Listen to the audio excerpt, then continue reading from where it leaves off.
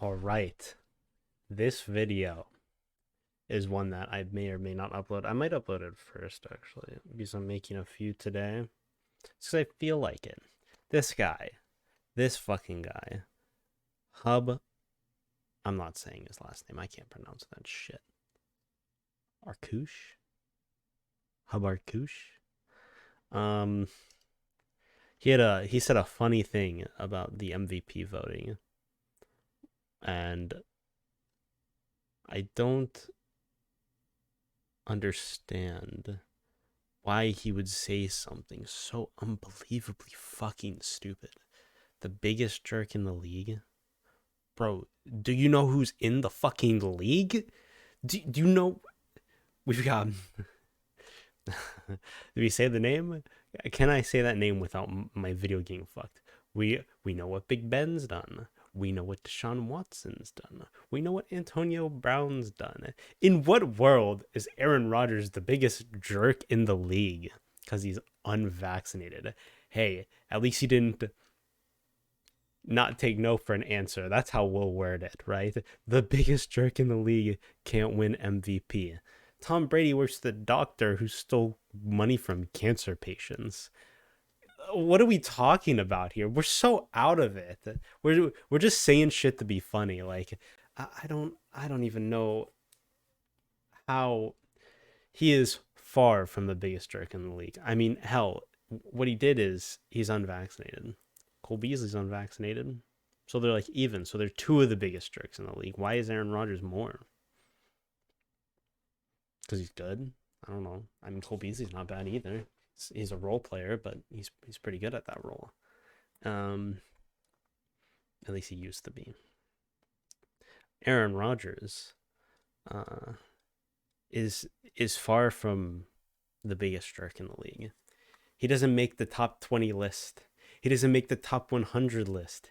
He doesn't make the top 200 list. And I mean, out of all the players we've had in the NFL, like what makes you the biggest jerk? Like, for fuck's sake, it's such a stupid, dumbass comment from some fucking boomer. That just it's just not in this in the realm of reality, right? Like women respecter Joe Mixon. Personally, I think what he did is a bit worse than Aaron Rodgers. If you don't know, it's uploaded on YouTube. You can watch what he did.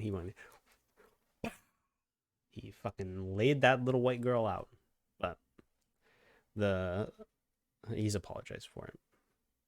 He still did it though. Uh, Aaron Rodgers being unvaccinated, is it cringe? A little bit. Is it making him a huge ass fucking jerk? Not really. Uh, it's just so weird. It's so weird to come out and say that. Maybe he just hates Aaron Rodgers, always has, because he owns him, because he's in Chicago. And unfortunately, Aaron Rodgers does in fact own Chicago. If you did not know that, he has complete dictatorship over it. He fully controls Chicago. Very unfortunate for Chicagoans that don't like Green Bay to have the Green Bay's quarterback own where they live, but it is what it is. If we just see, I was confused, right? And I'm wondering, did Jerks ever win MVP? And the answer is obviously yes. Lawrence Taylor won MVP. He's a bit of a jerk. OJ Simpson won MVP. He's a bit of a jerk. We've got lots on the list who won MVP that I would say are Adrian Peterson, a bit of a jerk. Sure, the child abuse shit happened after, but it happened, right? I mean, it's not. It's just so weird to be such a fucking full time hater and then get the MVP vote. I mean, who are you gonna vote for? At least vote for Joe Burrow. I would respect that vote. If you vote for Tom Brady, I'll spit on you. But let's come on. Let's get a Joe Burrow vote. Let's get a nod for Joe Burrow. If you're not doing Aaron Rodgers, give Burrow the nod. Um, it's just I can't see how someone like this got an MVP vote, or how the NFL MVP should be voted in this way. You should have clearly given it to people who understand that MVP is not about who the person is off the field. It never will be. If it was, there would be plenty of people that would not ever be accounted for it, especially in the NFL. Unfortunately, they, for some reason, I don't know why, but a lot of the people in the NFL are not very nice people. I don't know why. I'm just see, like, first of all, in revealing it is so weird. Obviously, you made a big mistake. He believes he made a big mistake revealing it now. And no shit, dumbass. What did you think was gonna happen? Everybody's gonna be like, "Oh yeah, like, bro, his numbers are insane. It's crazy. He definitely has earned it. He's done enough to earn it. There's a few players that have done enough to earn it. The thing about MVP is it's not about um, statistics whole and whole. It usually depending on who you are, right? My voting system, how I would vote for MVP, is how important are they to that roster? It always will be. And Aaron Rodgers, because he was out a game, we saw how important he was to that roster when he was out that game. It didn't look good. It wasn't fantastic. So Aaron Rodgers is clearly super valuable. I mean, if you look at the rest of their team, if they have a mediocre quarterback, I just can't I can't see that team having a winning record. It's very tough. There are other teams like the reason I think Stafford's really good, but I wouldn't give it to, Stat Padford, is he that team is would be good without him. Their offense runs in a way that as long as the guy is semi accurate, it it can work. I mean, Jared Goff was able to make it to the Super Bowl with a similar roster. So why wouldn't, you know, why wouldn't a mediocre quarterback? I think they still have a winning record with a less good quarterback.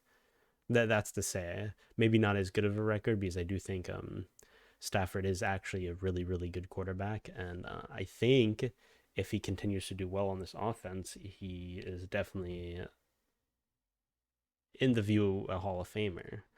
Um, at least maybe not first ballot, depending on how the next few years go. He's got some life left in him. If he wins a Super Bowl or two, who knows?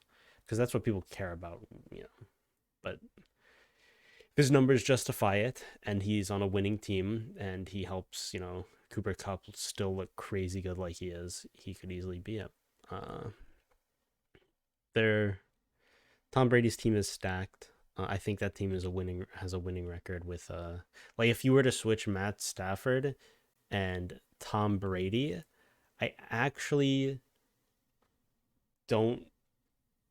I think here we go.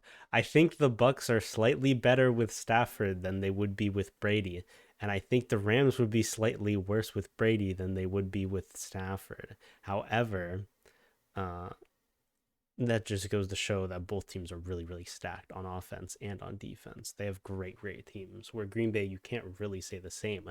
I mean, their best cornerback this season is a player that they traded mid-season from Carolina. Like that's crazy. That's really wild. Um, Even though I think Jonathan Taylor should get a nod for being such a offensive powerhouse and being the reason Carson Wentz looks good.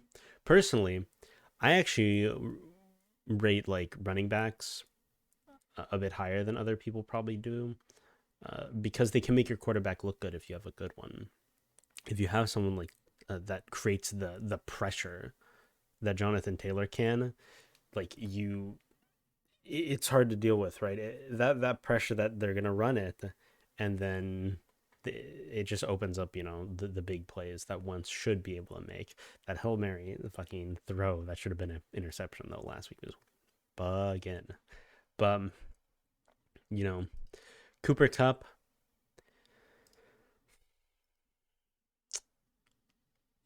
he's had a great year, but I actually put him below Jonathan Taylor, in my opinion. Even though he's going to break the receiving record, I think he did it in 17.